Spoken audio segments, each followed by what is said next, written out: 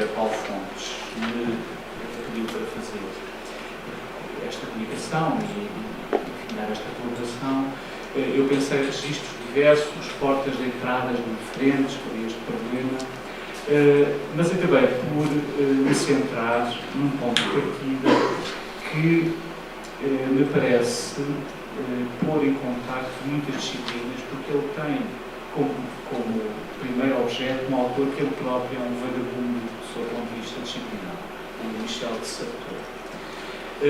E, portanto, o meu primeiro ponto de partida é perceber, a partir de textos que não são muitos, o Michel de Certeau não escreveu muito sobre a sua antropologia do querer e, mais do que isso, escreveu várias vezes o mesmo texto com diferenças.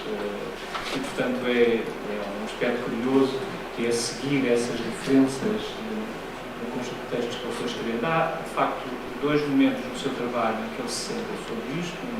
Uma estada nos Estados Unidos, onde, enfim, se encontra relativamente próximo de uma certa filosofia analítica e, portanto, se centra nessa questão do querer a partir, sobretudo, dessa perspectiva.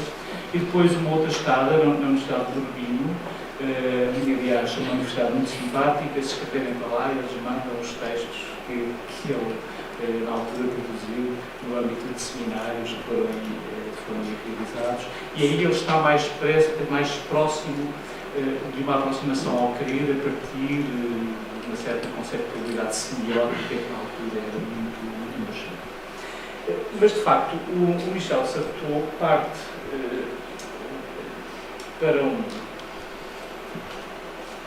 para este dossiê a partir de uma matéria de investigação que nós podemos centrar nesses dois autores que foram marcantes na abordagem estrutural da linguagem, o Emile Bronquist e o Dumizzi. E ele estuda essencialmente aquilo que eles apresentaram relativamente a dois universos linguísticos, o vocabulário indo-ariano e depois o universo linguístico latino. E nesse contexto ele encontra quatro dimensões em que o vocabulário que descreve isso que nós, na nossa língua, podemos traduzir por querer, descreve essencialmente quatro dimensões. Uma primeira dimensão em que o termo designa a confiança geral num ser animado. Nunca uma coisa, nunca este verbo é usado para traduzir a relação com uma coisa. Portanto, um ser animado, Deus, humano, um sacerdote, por exemplo, ou algo em que se reconheça como poderoso.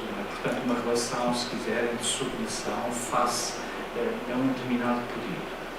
Mas há também um outro universo semântico que pode dizer respeito ao ato de querer, na realidade, um facto preciso, sensível, verificável, a existência atual de um ser. Portanto, aqui é um acreditar no que se vê e não no que não se vê. O estabelecimento de uma relação com aquilo que pode ser visível, uma relação, no fundo, de confiança em relação a algo que é observável e não propriamente a algo que não se vê, já que esse campo semântico vai variadamente ser preponderante no universo das línguas ocidentais. Um terceiro plano, o querer como referindo-se a uma coisa concreta que é dita e relatada, enfim, nós na nossa língua também usamos o verbo querer neste sentido. E, finalmente, e este é o aspecto que depois o Michel Certeau vai explorar, a forma verbal é usada em situações que exprimem atos de confiança, num sentido mais estrito, dar, confiar algo a alguém. E para que essa dádiva se estruture, é necessário que se confie, que se acredite.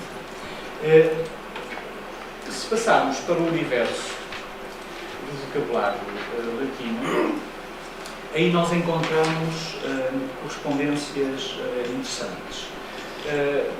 Antes de mais, de facto, os atos que são descritos por esse termo que corresponde ao trabalho do latim aos campos semânticos, o termo fides e depois todos os derivados, apontam sempre para a confiança que alguém inspira, para a lealdade que se espera. Portanto, fides dá conta de uma relação de lealdade face a alguma coisa, e por isso é que a deslealdade se descreve também por uma palavra que deriva dessa raiz, o pérfido, aquele que não é leal. Este campo semântico é complementado com um outro que me parece aqui muito relevante. De facto, os atos de culto são vistos nesta ótica, a partir da análise da linguagem, como formas de transação apoiadas em contratos de troca entre seres humanos e seres divinos. E, portanto, o crer, a confiança que estrutura essa relação é descrita pelo mesmo vocabulário. Uma terceira dimensão é precisamente aquela fides, lealdade, que está em jogo na permuta entre os interesses do sacrificador e os da divindade, já que boa parte destes vocabulários se vai desenvolver em torno das práticas sacrificiais. Isso já o indivíduo Laplace e o Dumézil tinham verificado em contexto da linguagem indo-ariana. Uma vez que a crença na eficácia decorre do facto desse ato ter sido acordado pelas duas partes numa determinada economia de relações de confiança. Ora, é a partir deste substrato de investigação linguística que Michel Foucault propõe uma determinada definição de crença que se estrutura claramente a partir da convicção que o crer traduz a estrutura de sociabilidade mais básica na constituição da sociedade humana. Ou seja, a hipótese que Michel Foucault coloca é de que essa estrutura de comunicação, que é o crer, é aquilo mesmo que permite a constituição da sociedade. É, digamos, todos os recursos simbólicos que vão permitir a construção da confiança, e a confiança é o alicerce de todas as transações, de todas as relações que se vão estabelecer e constituir a diversidade dos dinamismos sociais. Portanto, de alguma forma, a hipótese que ele constrói a partir deste modelo é que o crer supõe uma relação com o outro. É, portanto, uma estrutura comunicativa, relacional. Nesse sentido, de facto, ele pode ter, enfim, como o Exílio mostrado, pode ter como referente um ator, uma pessoa, um objeto, um referencial, um tipo, um princípio, um valor, um dizer, um mandamento, enfim. Os referenciais ou os referentes podem ser diversos, mas existe sempre essa saída do sujeito em relação na direção de alguma coisa. É isso, de alguma forma, que está presente neste conceito de Michel Foucault acerca da pluralidade e historicidade do ato de crer. Se nós pensarmos na forma mais elementar da troca, nas formas de transação mais elementares, em que eu dou e não recebo imediatamente qualquer coisa, ou receberei uma coisa diferente, eu tenho um problema que é o preenchimento de um intervalo. A prática do dom é uma prática do intervalo. Ora, o que é este intervalo para Michel Foucault? É um intervalo do diferente e do diferido. O diferente na medida em que aquilo que vou receber não é exatamente a mesma coisa, e na medida em que, em muitos casos, eu posso vir a receber com um diferencial de tempo muito alargado, até, enfim, há própria escatologia do contradom, em que o contradom virá, enfim, para além da história. Não é? Portanto, a possibilidade que o Michel Satour coloca quanto à compreensão do querer nesta perspectiva é de que, de alguma forma, esse modo de comunicação vai ser necessário para preencher esse tal intervalo. O intervalo de confiança que permite a circulação e a construção de redes de débito e de crédito na sociedade. É, portanto, de alguma forma, uma estrutura de comunicação que necessariamente produz a pluralidade e a própria historicidade do ato. Este é o pressuposto a partir do qual eu tentei, agora de uma forma mais alargada, pensar a religião como modalidade de viver.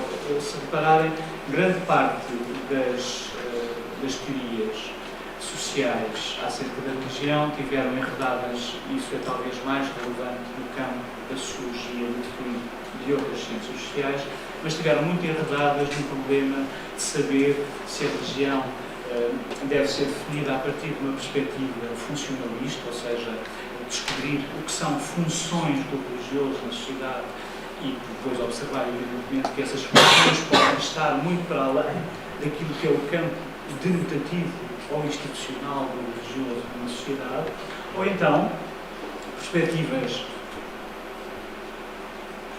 diríamos, mais substantivistas, que normalmente passariam por definir 2, 3, 4 critérios que, de uma forma exaustiva, pudessem descrever o religioso nas mais diversas situações culturais. É claro que este problema é mais dramático para a sociologia, porque ela trabalha muito a sociedade a partir de domínios sociais e não trabalha tanto a partir do que possam ser homologias fundamentais que descrevem as sociedades a partir de diversos contextos institucionais, mobilizando diferentes saberes, diferentes atores.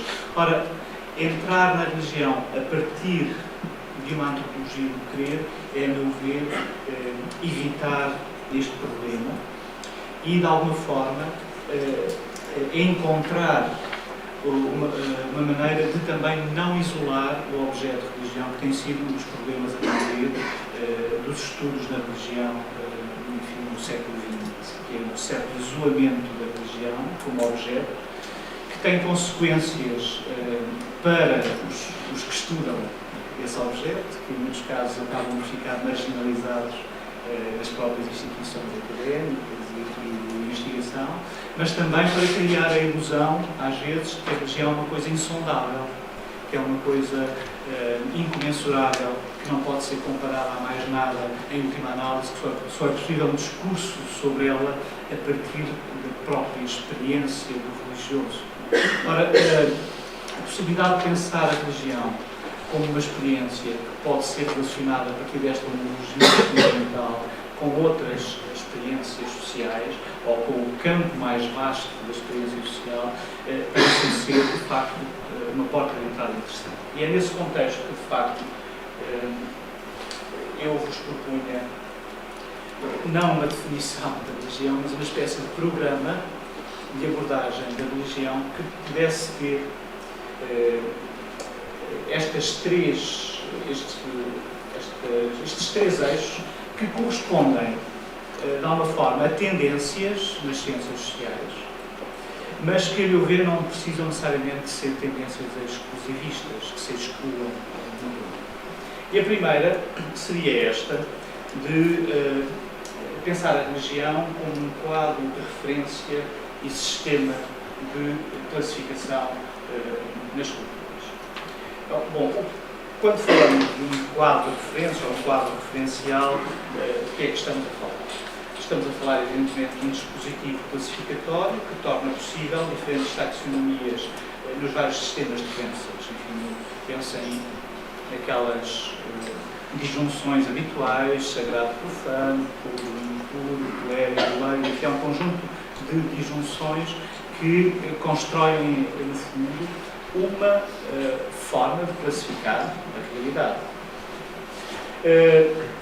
É evidente que esta classificação está ligada a uma rede de significação que permite, no fundo, a atribuição de sentido às coisas e às experiências de uma dada. Há uma metáfora que me parece interessante, que o próprio Michel Sartor usa, que é a metáfora geográfica. De alguma forma, aquilo que, em muitos casos, a narrativa religiosa faz nas culturas é o estabelecimento de uma espécie de meridiano de Greenwich, de ponto zero. O Michel Sartor usa a expressão ruptura instauradora. O Eliade usará o termo axis, mundo, eixo do mundo, e que, no fundo, traduz a ideia de que a nossa experiência social não chegaria aos patamares de significação se não pudéssemos referir o conjunto das experiências a um determinado meridiano, um bocadinho como se tivéssemos uma folha em branco. A partir do momento que colocamos nela um ponto, tudo o que situarmos nesse espaço vai poder ser referido. De alguma forma, boa parte daquilo que são as teorias acerca da origem do religioso, ou melhor, as teorias que trabalham a questão a partir da narrativa de origem, passam claramente por este eixo de análise. Recordo, por exemplo, o modelo girardiano, a hipótese do René Girard acerca do bode expiatório, que no fundo é um modelo que procura explicar a própria autorregulação, a regulação de uma sociedade que, a partir da sua diferenciação interna, chega a situações de conflitualidade extrema, e para resolver essa conflitualidade que paroxisticamente se exprimiria no todos contra todos e, portanto, conduziria à impossibilidade da sociedade sobreviver, a designação de alguém como o culpado da crise que aquele grupo vive permite o quê? Permite, de alguma forma, uma espécie de autorregulação da sociedade, uma espécie de efeito termostato que permitiria expulsar essa violência, recompondo na ordem a sociedade.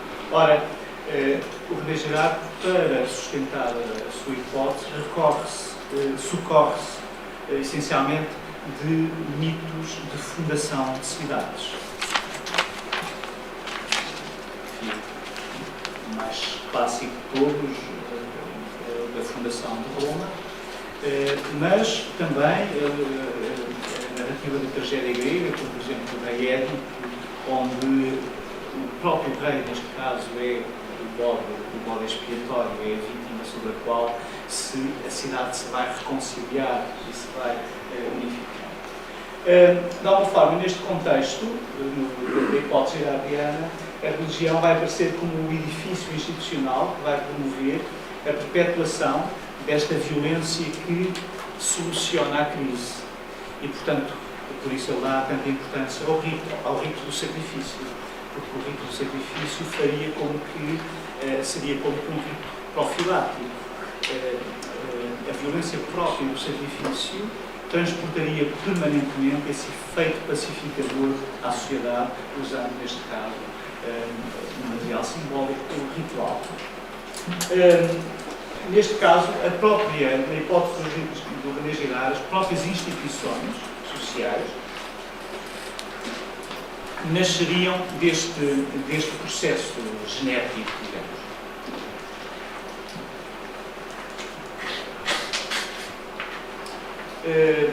Numa outra linha de investigação, em que nos encontramos aí mais próximos da fenomenologia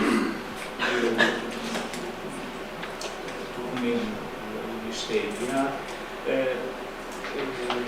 esta relação com o ponto zero, com o meridiano de Greenwich, teria mais que ver com a experiência de uma hierofania, de uma espécie de opção, de uma singularidade. Normalmente a teoria do Eliade é muito vista a partir da oposição sagrado-profano e visto o sagrado como uma descontinuidade, não é? Um espaço separado.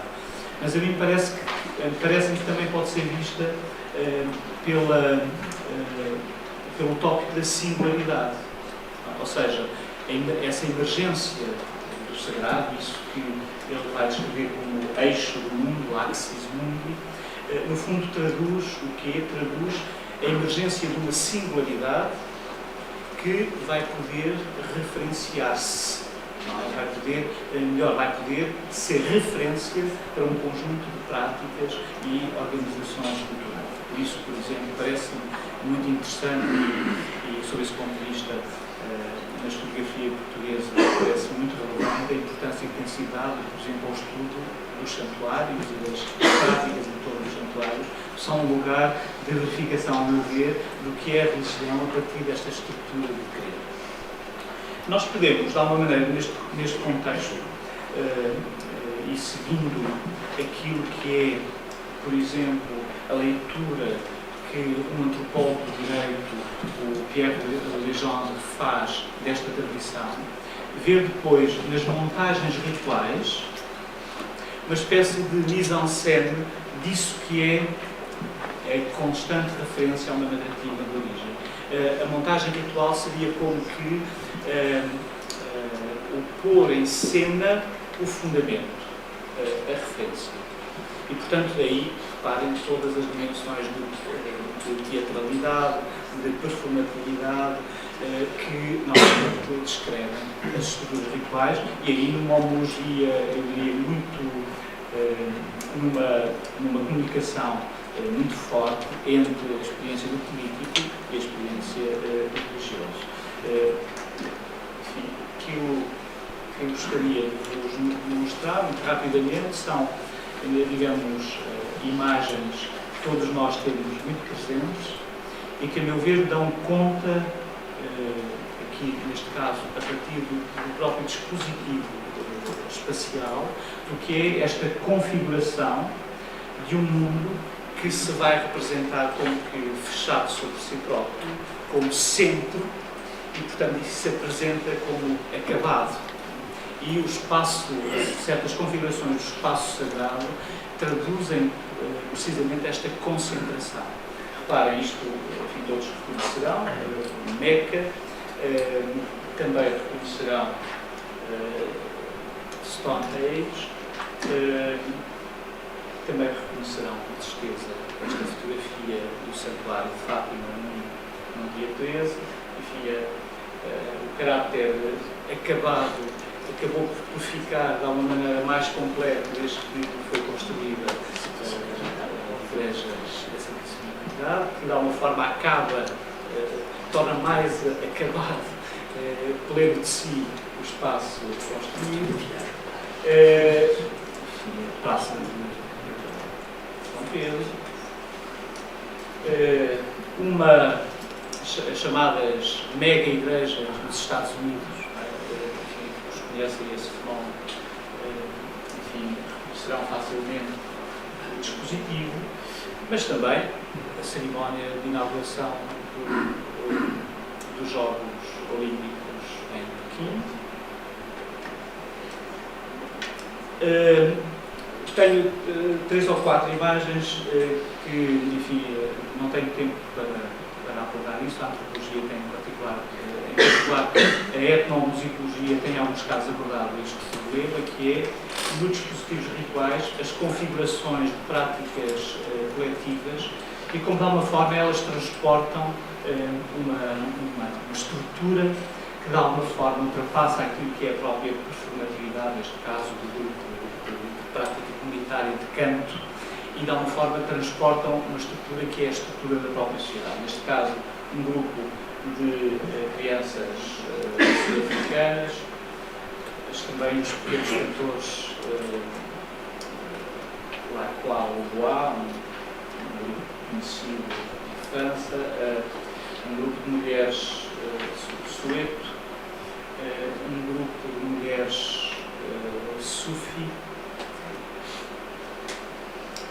mas também um coro de militares chineses, no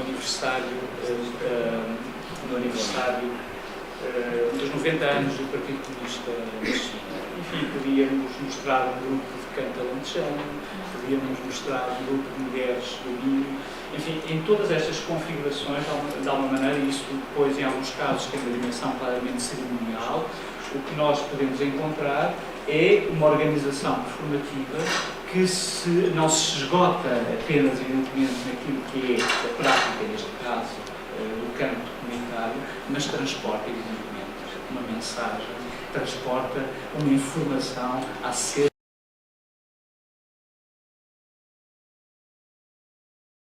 da própria sociedade que é emblematizada nestas configurações. O outro aspecto é que esta linha de abordagem dá muita atenção, diz respeito às configurações do sagrado que se exprimem, por um lado, em termos de ordem e, por outro, em termos de comunhão, ou até mesmo de fusão, que aparecem numa complementaridade muito interessante nas formas como o religioso se organiza em muitas sociedades. Enfim, formas estritamente ordenadas, que representam, portanto, a própria ordem e a norma social, enfim, com transações às vezes curiosas, como no caso do espaço francês extremamente laicizado, onde a ordem cívica e a ordem religiosa podem estabelecer, neste caso em relação à memória dos heróis da nação, uma transação curiosa. Mas também outras configurações, enfim, mais híbridas, onde por vezes a ordem é acompanhada de efeitos de comunhão e fusão, como nestes grandes santuários, onde a multidão entra em relação com forma de exposição, por exemplo, dos clérigos, já de uma forma bastante ordenada. Trata-se de uma procissão, a procissão eucarística em Lourdes, enfim, o funeral da Lady Tai, o funeral da Madre Teresa de Calcutá, o funeral de João Paulo II, onde a ordem pode ser perturbada por elementos crimitéricos que perturbaram o uso das mitras, portanto, o uso de signos de poder. Mas também, sob o ponto de vista da representação, já não a partir da ordem, mas a partir da fusão e da comunhão. Neste caso, o funeral de João Paulo Sartre, ou o funeral do cantautor José Afonso, ou, e agora, por contraste, vejam esta imagem com a imagem que víamos antes, porque se trata também do funeral de João Paulo II. Portanto, percebam a relação que se estabelece entre aquele corpo hierárquico extremamente organizado, conforme uma determinada ordem de poder, e depois o que é esta multidão quase fusional que envolve aquela ordem. Ou até a própria comunhão e fusão metaforizada nas flores, no caso do funeral da Lady Tai, ou nesta multidão que faz uma homenagem às vítimas da Praça de Tiananmen. A Praça de Tiananmen era a primeira gravura daqueles militares que há bocadinho observamos. Deixem-me olhar para o pós, porque isto tem, as imagens têm isto. Nós temos até às 11. Enfim, vou avançar para a segunda proposta, onde a religião aparece mais como modo de produção e circulação de bens simbólicos. Portanto, passamos agora de um plano em que a abordagem do religioso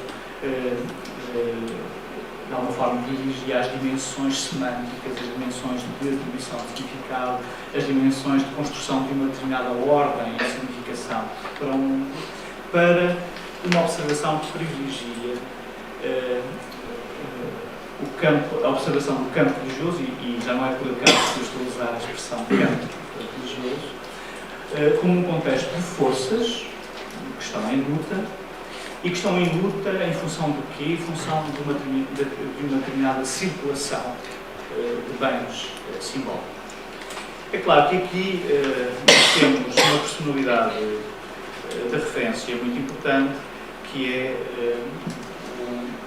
o Pierre Bourdieu, que marcou bastante o pensamento social neste contexto.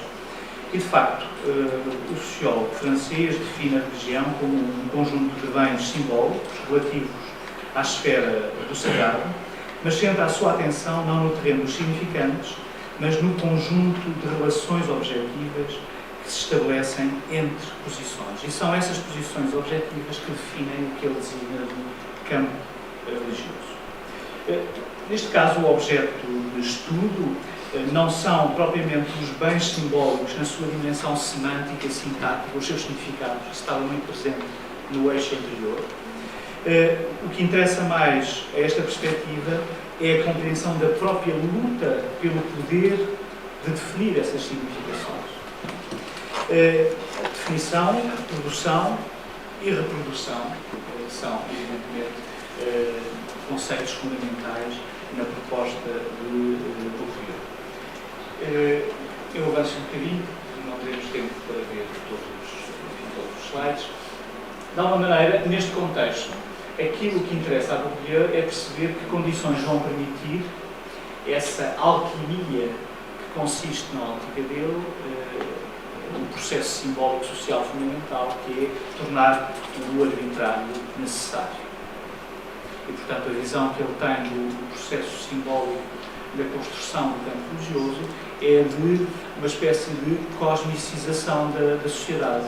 Aquilo que esses tais significados religiosos que na tendência ou no eixo anterior observado nos fazem é, no fundo, construir uma determinada ordem que não é mais do que a reificação de um conjunto de interesses, de poderes que vão definir aquilo que de facto deve ser acreditado, deve ser dito, deve ser feito. É, portanto, se quiserem, uma visão em que normalmente depois o campo religioso é visto apenas a partir desta dicotomia. Os especialistas da religião e os que não são especialistas, ou os virtuosos da religião e os não virtuosos da religião. É claro que este modelo, que, por exemplo, na nossa linguagem ocidental, aparece muito próximo desta dicotomia clérigos-leigos, não é muito fácil de observar em muitas outras sociedades. Depois já enfim, me referirei a isso. Mas, no fundo, eu veria o Pierre Bourdieu como uma espécie de ponto de chegada destas 4 tendências que têm suportes teóricos diferentes, mas, em todo o caso, como que criam uma síntese específica em Pierre Bourdieu. Por um lado, as afirmações de Marx sobre a religião na sua função de conservação da ordem social. Por outro lado, as reflexões de Durkheim sobre a gênese social dos sistemas de pensamento, de percepção, de apreciação e de ação. E o interesse de Max Weber pela busca das correlações entre o conteúdo do discurso religioso e os interesses daqueles que os produzem. E, finalmente, as próprias conclusões do Levi-Strauss, sobre a mitologia como reflexo de uma estrutura social. De facto, as dificuldades que a investigação sobre a religião pode encontrar se situar exclusivamente neste plano de uma observação da religião como modo de produção e circulação de bens simbólicos, parece claro que esta noção de campo religioso, que parte da concepção de que há especialistas do religioso que definem aquilo mesmo que é a estrutura do campo religioso, parece não ser facilmente verificável em sociedades menos complexas, parece ser um modelo mais adequado a sociedades com formas de diferenciação e complexificação, enfim, mais adequadas. Por outro lado, reparem O papel dos produtores especializados é fundamental, como o Bíblia assinala, mas ele não dá suficientemente atenção à própria força de construção do sentido que esses especialistas podem ter. Reparem que muitos dos especialistas do campo religioso, digamos, são vistos como mestres, ou seja, que têm um ensino, resolvem enigmas, as culturas propõem interpretações para enigmas da existência. Ora, esta dimensão, por exemplo, está muito pouco presente na forma como Bourdieu vê o especialista religioso. Finalmente, o último eixo, a religião como modo de comunicação que faz apelo à autoridade de uma origem e gera fidelidades. Esta terceira, a meu ver, é, de alguma maneira, um ponto de chegada que pode superar alguns limites das tendências anteriores, mas privilegia, e por isso eu sublinho aqui, aquilo que é também o meu ângulo de análise privilegiado, que é de uma leitura política do risco. E aqui gostava de vos fazer mais um breve apontamento, este mais breve, de antropologia visual, para sublinhar a importância que tem na constituição simbólica do campo religioso a organização de uma memória e a possibilidade de construir a relação da nossa experiência presente com uma determinada origem. Aliás, esse tópico estava muito presente na sociologia de Max Weber. Para Max Weber, o principal problema de uma religião é como fazer o transporte do capital simbólico da origem para aquilo que é a experiência atual dos crentes. Há uma descontinuidade e continuidade que tem que ser gerida.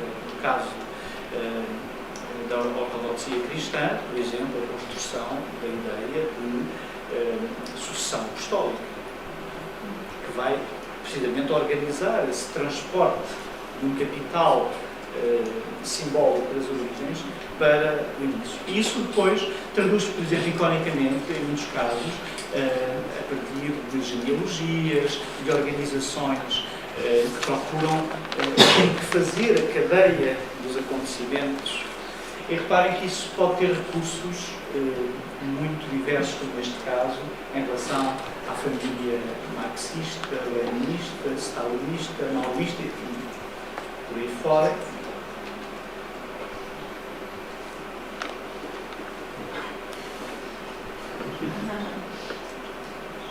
Esta é um bocadinho mais complexa, porque articula intelectuais com heróis, não é? Portanto, enfim, há já uma composição diferente, mas, em alguns casos, isto pode traduzir-se também como blasfémia visual, não é? Ou seja, o uso destas organizações icónicas como, provavelmente, blasfémia visual.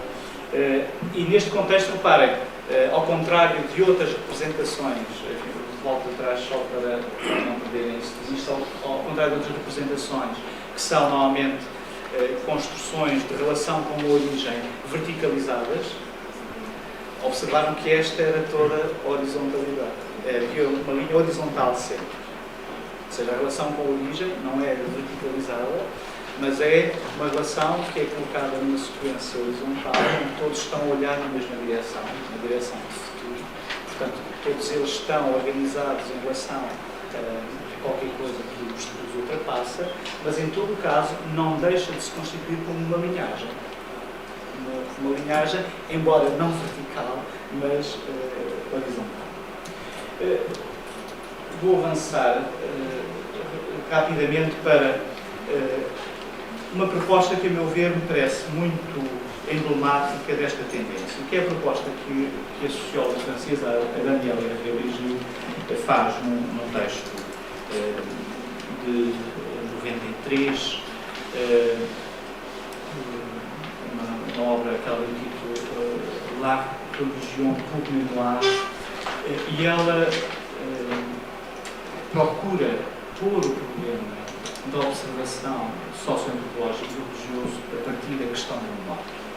Eu leio-vos o texto em que ela apresenta esta tentativa de definição, um só terreno subsiste, então, para se tentar especificar o querer religioso. Reparem, não fala de religião, fala do querer religioso. O tipo de legitimação produzido pelo ato de querer. Portanto, reparem, um só terreno subsiste, na ótica dela, para tentar especificar o querer religioso. Que terreno é esse? O tipo de legitimação produzido pelo ato de querer. Avançamos com a hipótese, continua a socióloga, de que não há religião sem que seja invocada como fundamento do ato de querer, de forma explícita, semi-explícita ou inteiramente implícita, a autoridade de uma tradição. As imagens anteriores são uma representação disso mesmo.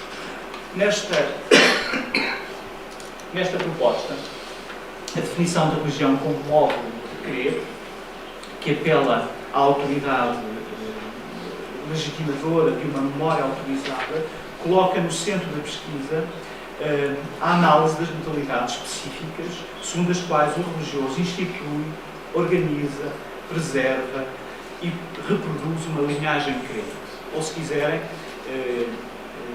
voltar ao universo linguístico inicial, eu falaria, em vez de linhagem crente, de um sistema de lealdade. Lealdade, naquele sentido, fides, lealdade.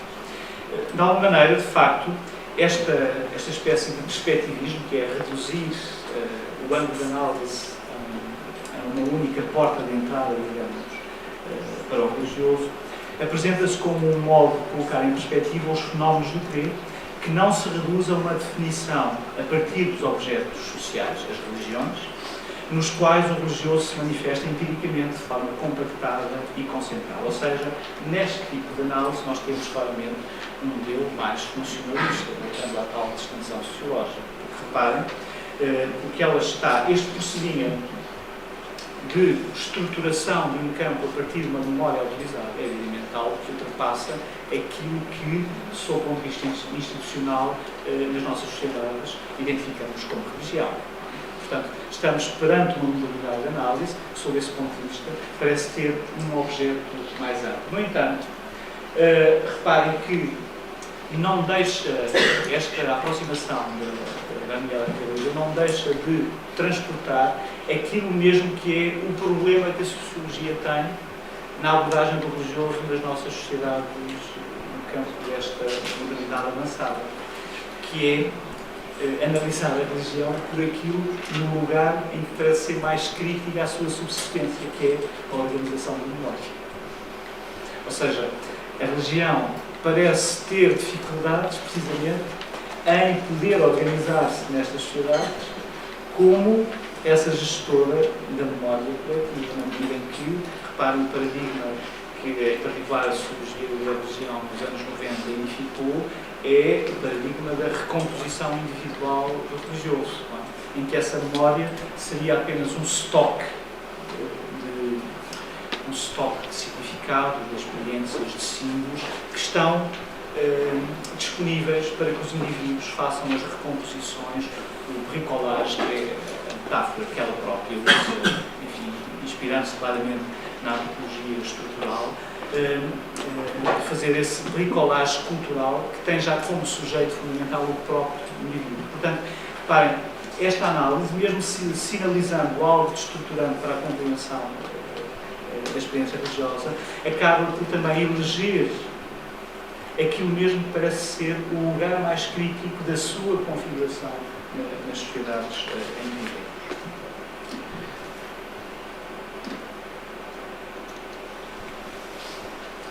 E para terminar, não quero deixar de ser pontual, a partir deste percurso, eu proporia, se quiserem, o meu próprio programa, vocês depois poderão discutir de observação do religioso, que evidentemente privilegia muito esta última dimensão da leitura política do campo religioso. Portanto, ele não pretende ser um programa exaustivo, pretende ser um programa eficaz holisticamente em relação aos problemas que eu próprio coloco na minha investigação. Nesse sentido, parece muito interessante observar o campo religioso nestas três dimensões. Nas suas dimensões rituais, pois elas traduzem emblematicamente a referência ao respondente último que garante o fundamento do sistema classificativo. Recordo-vos que o Michel Sartor tinha observado que a experiência do querer preenche o tal terreno do intervalo, não é? Entre o dom e o contradom. Essa circulação de dons que exige a construção dessa forma de comunicação que é a confiança para preencher esse intervalo.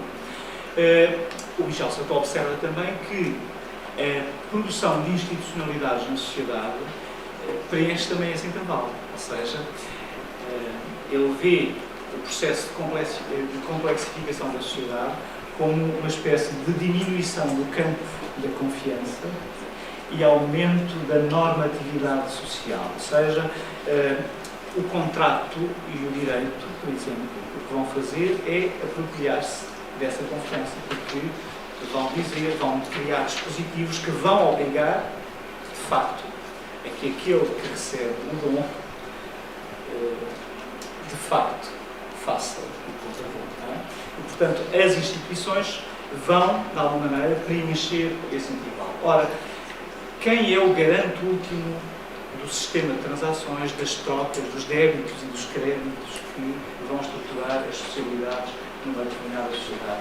Este problema é, de facto, um problema que mobiliza significados religiosos, mobiliza a construção de uma estrutura religiosa na sociedade e, portanto, isso aparece como, de uma forma muito eficaz, representado nas construções rituais, porque elas têm, de facto, esta capacidade de emblematizar de uma forma concentrada isso que é a relação com o respondente último, o fundamento dessa estrutura de classificação e de relação à sociedade. Depois, uma segunda linha, observar a atividade religiosa na sua capacidade de instituir ou transmitir imagens fundadoras de sistemas de lealdade ou homenagens crentes, produzindo formas de sociabilidade. De alguma maneira, ser-se crente é sentir-se gerado, é sentir-se integrado em alguma coisa que é da ordem do recebido. Ora, quem é o veículo? Qual é o veículo dessa transmissão? Como é que se organiza essa possibilidade de transmitir e, ao transmitir, instituir? Esse parece-me, a forma como isso produz, como sistema de lealdade, parece-me também um terreno interessante para a observação do grupo religioso. E, finalmente, observar a atividade religiosa na sua aptidão para instaurar poderes interpretativos que autentificam tanto as margens da inovação, quanto as práticas de fidelidade ao carisma fundador. Este é, digamos, um aspecto, eu diria, bastante weberiano da minha proposta, mas que me parece muito interessante, porque isto enquadra-se num terreno de investigação que é muito, a meu ver, muito interessante no plano da antropologia das instituições, que é compreender a instituição não apenas a partir dos seus limites, mas a partir da sua forma de elasticidade. É evidente que uma instituição só sobrevive porque muda, mesmo quando ela diz que não muda.